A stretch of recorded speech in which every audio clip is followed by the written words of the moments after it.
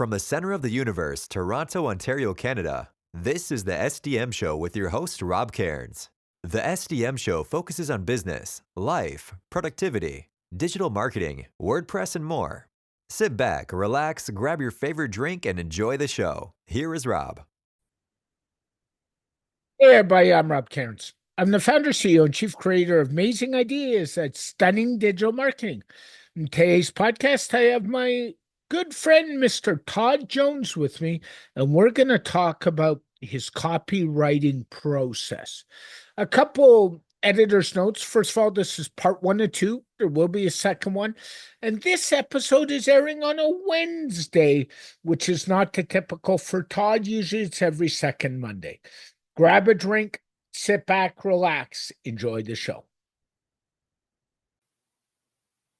This podcast is sponsored by Stunning Digital Marketing, the agency that can help protect your WordPress website today.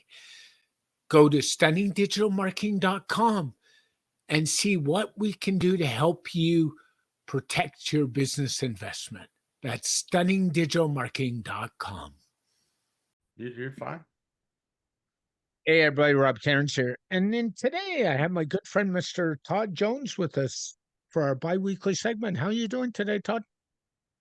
I think I'm going to make it. This is a Friday, Yes. and the devil moved to Arkansas this week and settled in. And today should be the last of the really bad days. It's really this whole summer I've had something happen like you have, and I'm just drained and tired. And like, I really want like a 5-day do nothing, set an air conditioner, recuperate, but probably ain't gonna get that opportunity. But anyway, powering through like you today. So here we go. Yeah, I'm fighting some wound issues, so it goes on and it goes on. Anyway, it's always It good to have does, yeah. you. And we really enjoy these segments, and we've been getting some good comments, so keep them coming, please, because Todd's running out of things to talk about. So I'm just kidding. Yeah. So, I every week I think of something else, and I started thinking something, but it depends on where my brain's at. If I'm fatigued and not feeling well, my brain isn't functioning at 100%, so I don't think of things. Um, and coming in today, up until maybe even this morning or yesterday, I only had one idea, which would take care of this podcast, but the next one I didn't have. Well, I have the next idea.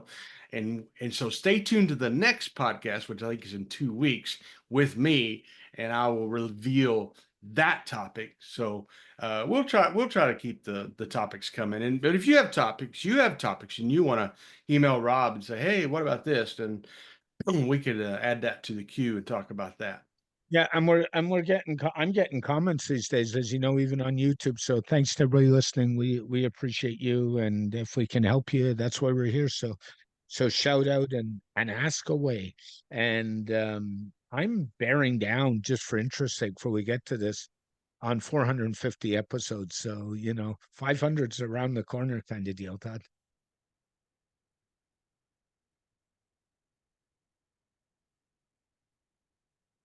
Todd?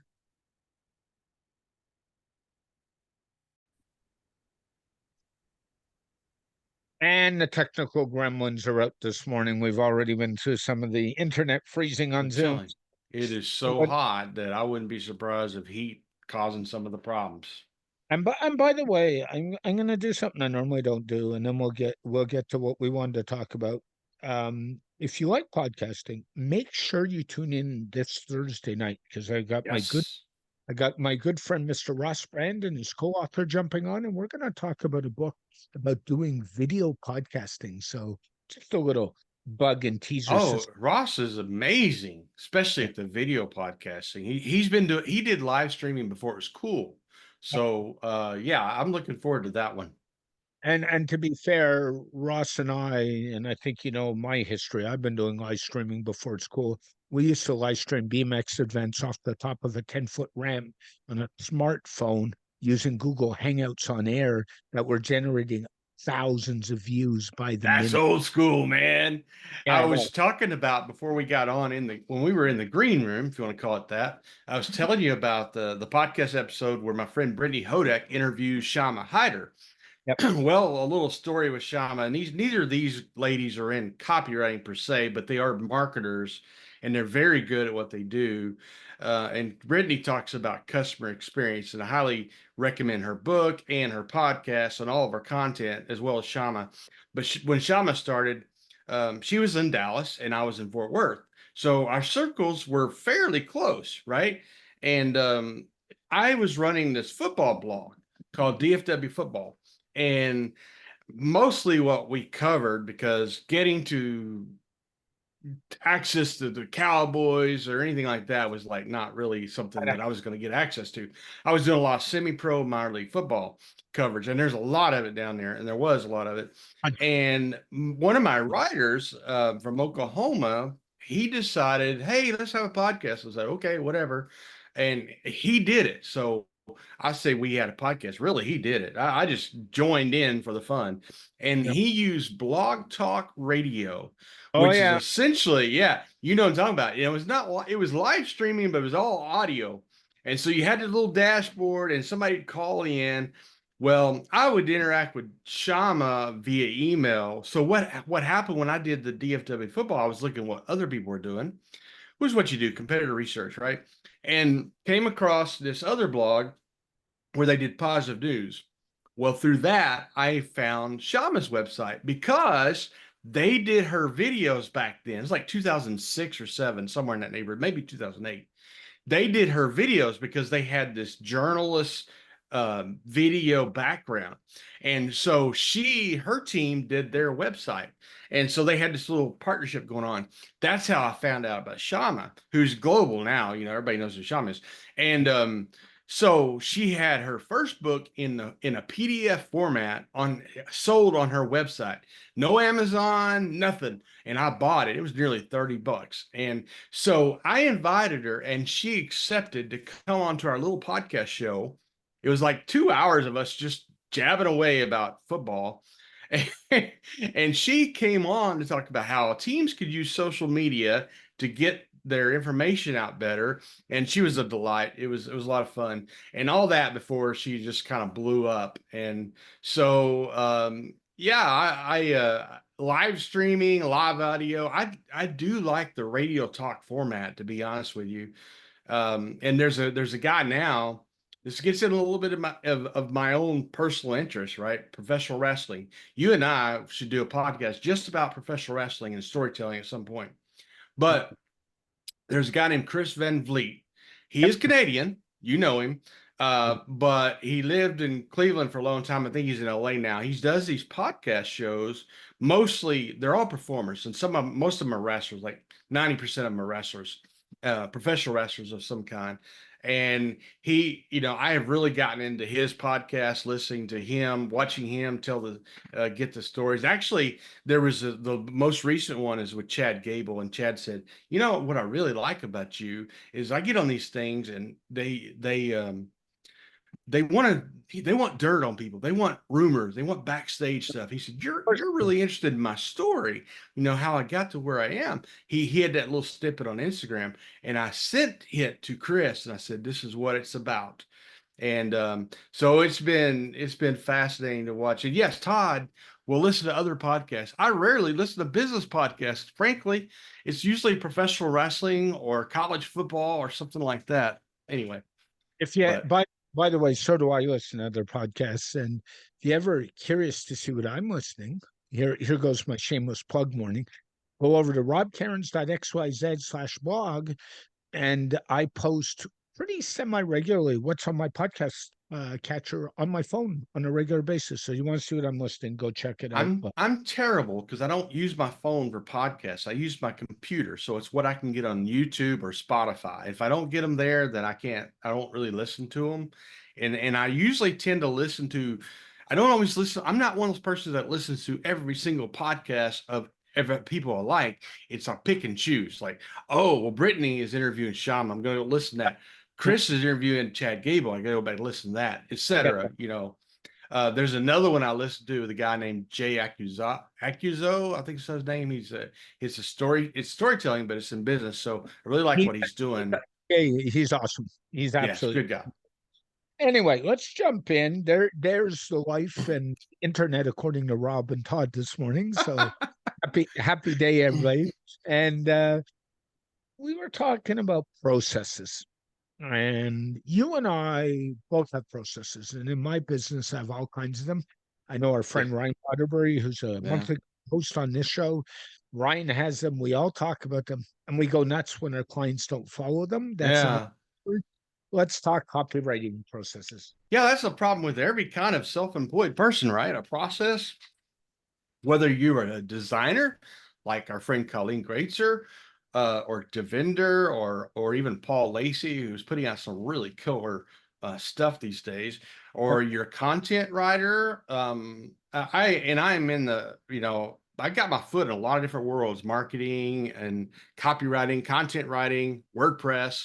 Um, and so, yeah, a process, no matter what kind of business you run, you live and breathe on processes. And so, I built the website copy framework a few years ago, and I put that out. And I figured after that, I kind of realized, I kind of follow a little bit of a process. It's not real complex. And for a long time, there was three phases. I call them phases, but I added one recently, and so it's really four. I did three largely because it's easy to remember, and I'll lay them all out, and we'll go back and talk about each one of them. So give them to me. One The after. first stage is research. The second one is strategy. The third one is execution. And the final one that I added recently is distribution, because if you don't distribute what you've created in copy, then you might as well have not done anything. So distribution,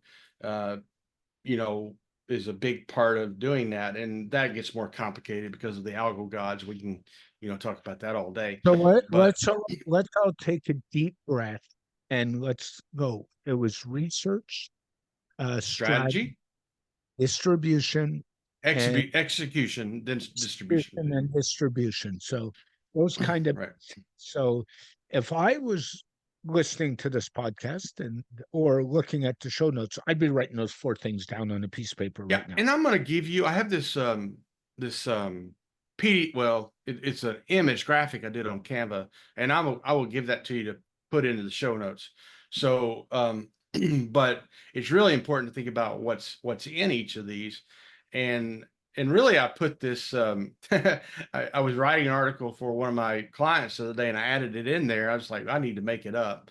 And I went ahead and put my website on it so that people wouldn't think it was my client's thing. It's my thing. Everybody has a process. So if you are a business owner and you are getting copywriting, some kind of copywriting done from a copywriter, they're going to follow, they'll have different variations, but it'll be similar to this.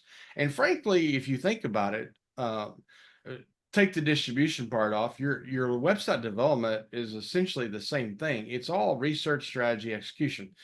But so research, people don't think about it too much in the copywriting world, but there is a lot of research involved. And I say internal and external research. So internal research is really key.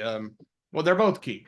Internally, when somebody's coming to do copywriting for a company, they need to know everything they need to know about the company. Now, some companies, especially in content writing, and also some in copywriting, they will give you a brief.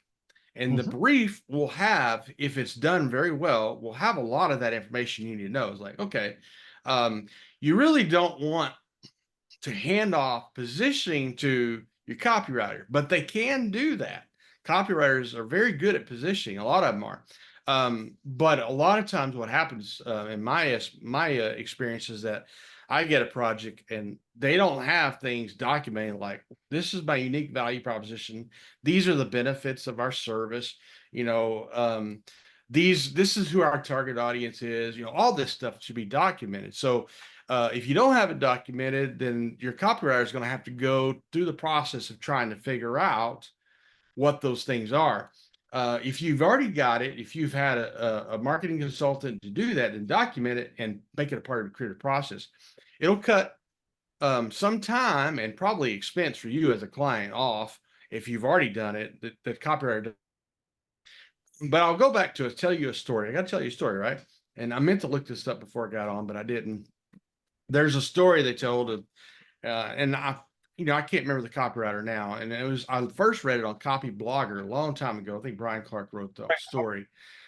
And it was about a company in Texas who sold what we would call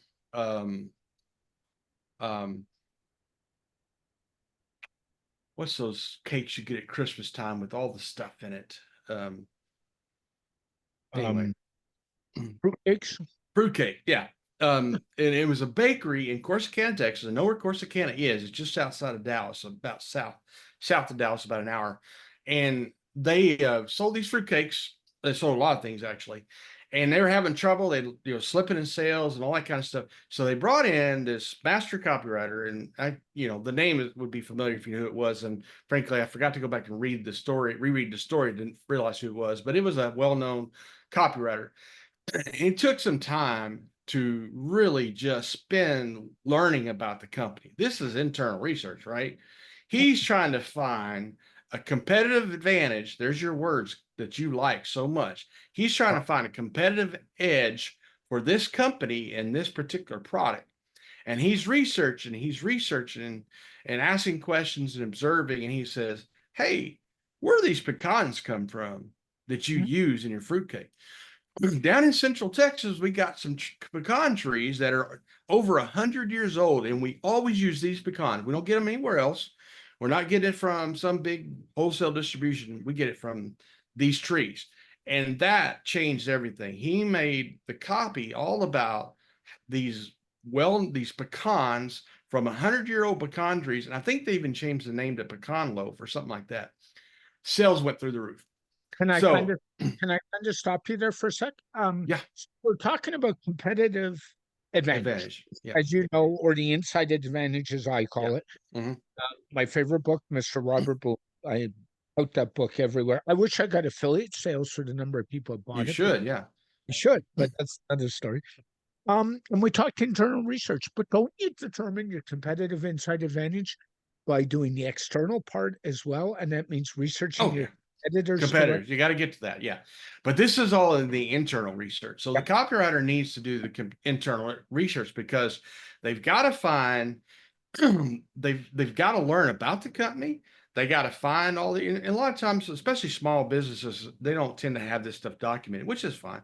And that's why they'll go back to the same copywriter, because the same copywriter come in and create what some people call a key message copy platform. I call it a core messaging document, something like that. It's your North Star. I call it a messaging compass. You have the compass for what your message is. If you don't have that, a copywriter is going to do that. If they're really good, they're going to want to do that. And that is where the internal research comes from. Now, external research.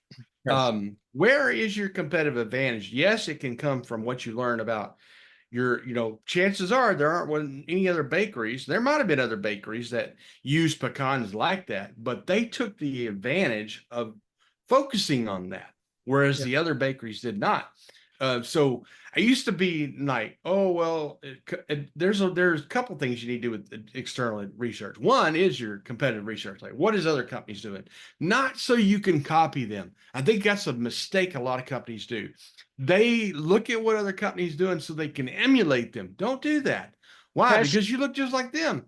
Especially when you're doing pricing. Like, how many times do I look at a pricing page? And in WordPress space is classic. You go to the and they all look the darn friggin', I can say that's my podcast. Same. Yeah, absolutely.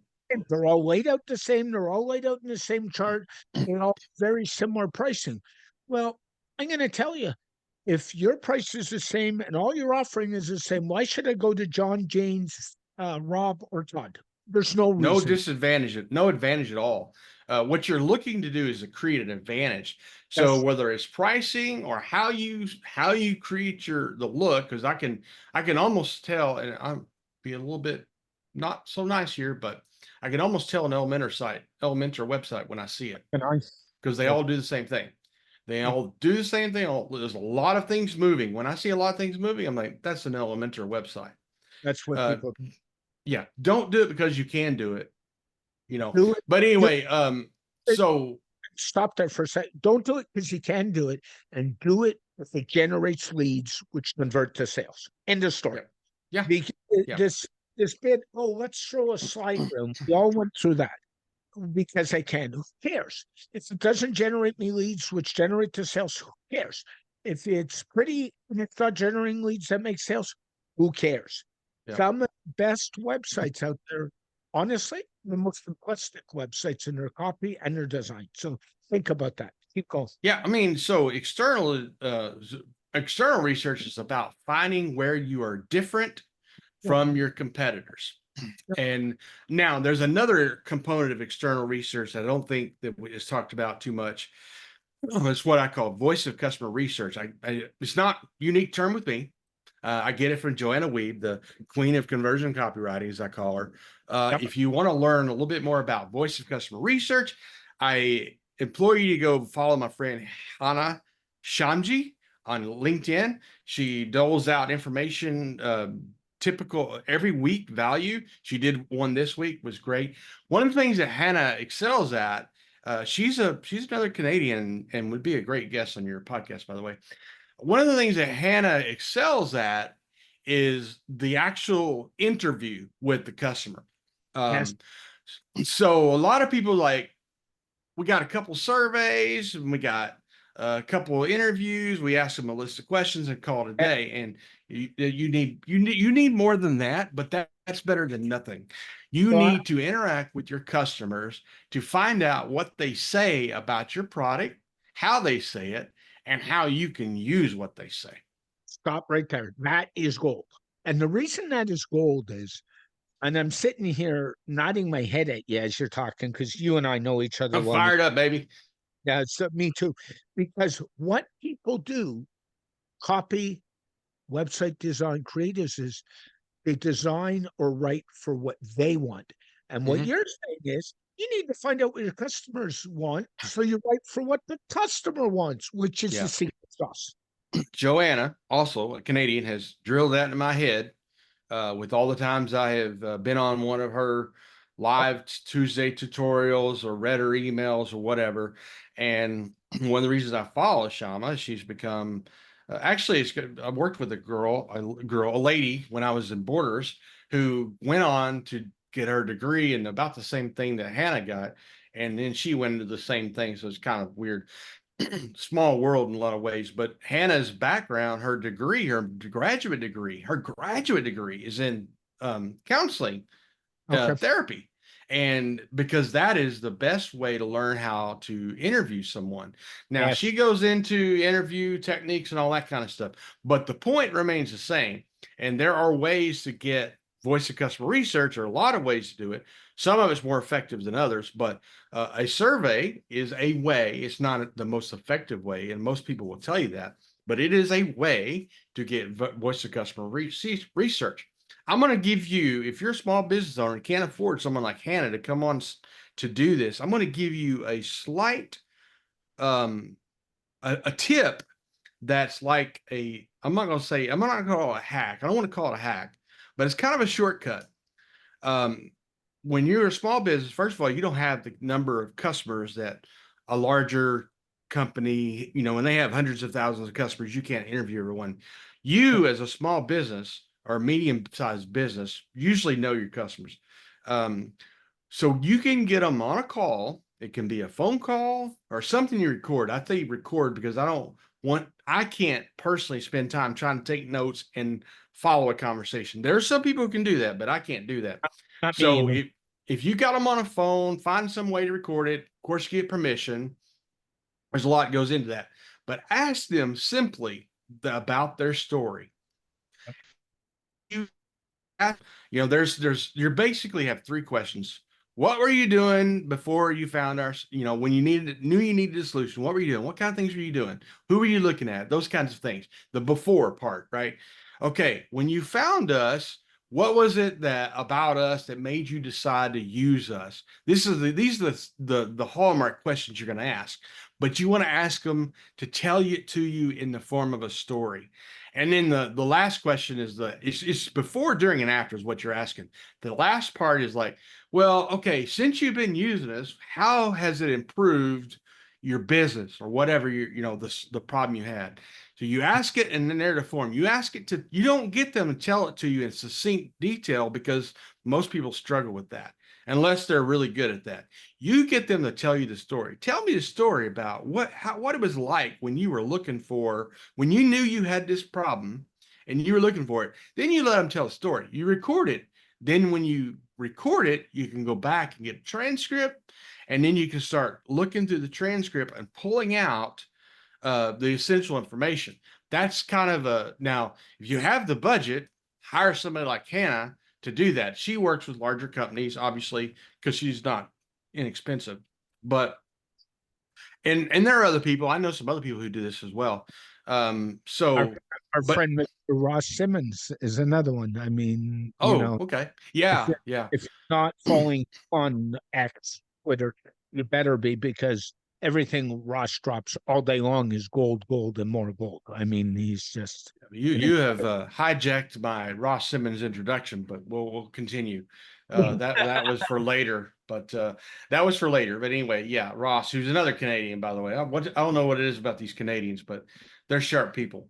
So thank anyway, that's your internal and external research that a copywriter or your team, who, if you're hiring an agency from a copywriting company, like if you're hiring the copy hackers agency or something like that, they're probably going to have multiple people working on your project.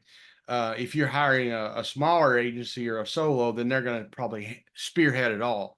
But these are things. These are in an ideal world, you want to do these things, and do them thoroughly. But I know it's an ideal world, right? You may be like, we need to get this project out the door within 2 months or 3 months or whatever.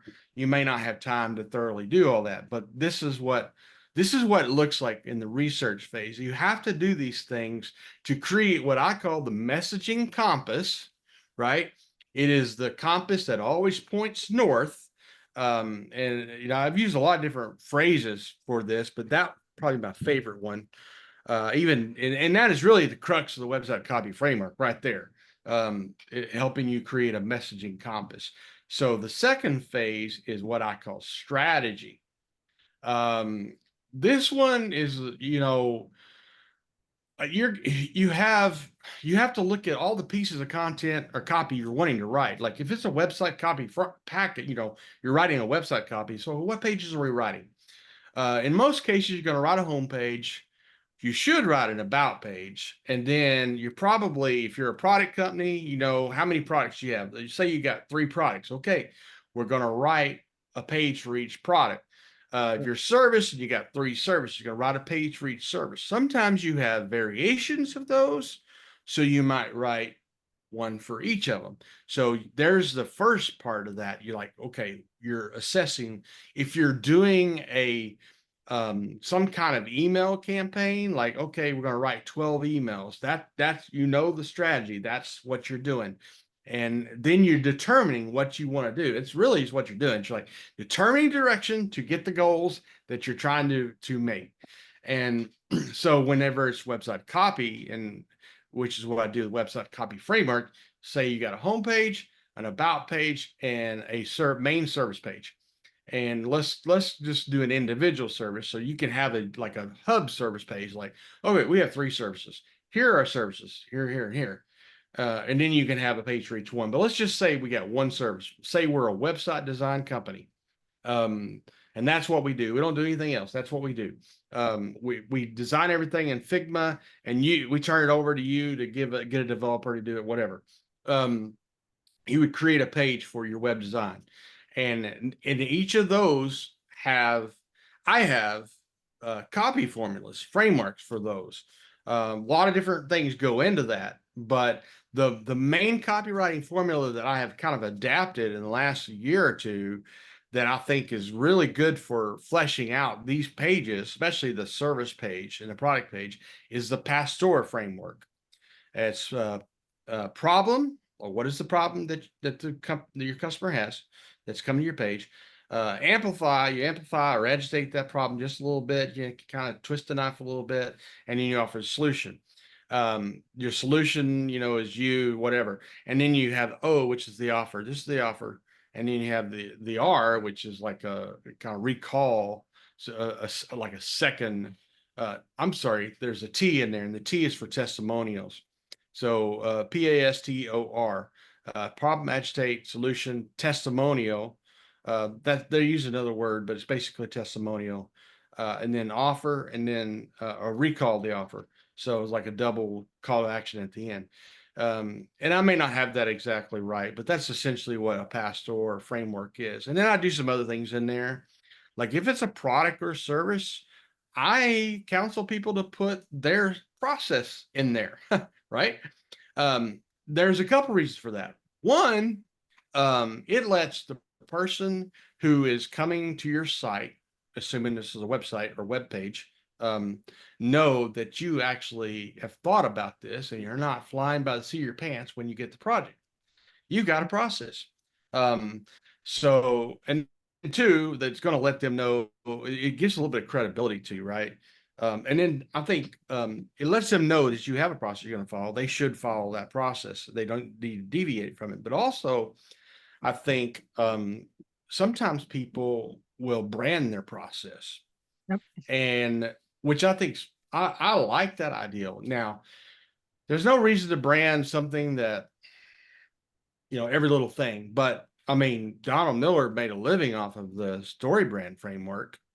I have sold, 70 something copies of the website copy framework. That's essentially a process. So brand it. No, don't be afraid to brand it. Now you don't have to, but give it a name. We utilize the Stunning digital development process to take care of your website, SDM process, or whatever you want to call it. And then you use that throughout your website. It has to do with brand recognition. The more you brand it, the more it people. Helps. It's the same reason, I know we're talking copywriting in terms of process, but if you ever look at my emails that I send out on a regular basis and you look at the subject line, do you know I put SDM in square brackets right at the top of every subject? And there's a reason for it. It's branding and it's writing. Yep. And it tells people this is an email from Stunning Digital Marketing. And they don't even have to look. They don't have to look at that. Is a whole nother topic for one of these podcast episodes, brand awareness. Yep. It is. There are studies that are coming out, more than one now, and I've been convinced this a long time, that who the email is from is more important than the headline in the email, the title. I agree. And so anyway, I will open an email because I know it's from you or Jay or Ross or Brittany far more than the headline, Because people read and follow and work with people they like. And that's what it comes down to.